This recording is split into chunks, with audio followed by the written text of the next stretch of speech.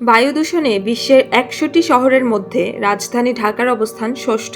১৬ই মে বৃহস্পতিবার সকাল ৮টার দিকে আইকিউ এয়ারের তথ্য অনুযায়ী বাতাসের মান সূচকে ঢাকার স্কোর ছিল ১২৬।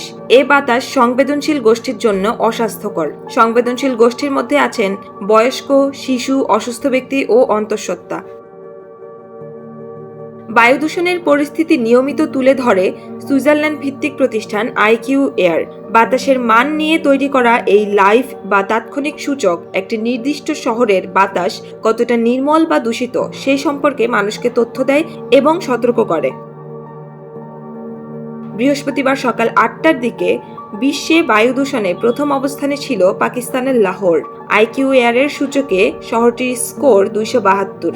দ্বিতীয় ও তৃতীয় অবস্থানে যথাক্রমে গণতান্ত্রিক প্রজাতান্ত্রিক কঙ্গোর কিনশাসা ও ভারতের নয়াদিল্লি। শহর দুটির স্কোর যথাক্রমে ২০৫ ও ১৮১। ঢাকার বায়ু দূষণ থেকে বাঁচতে আইকিউ এয়ার যে পরামর্শ দিয়েছে তার মধ্যে আছে ঘরের বাইরে গেলে সংবেদনশীল গোষ্ঠীর মানুষদের মাস্ক পরতে হবে। এছাড়া ঘরের বাইরে ব্যায়াম না করারও পরামর্শ দেওয়া হয়েছে।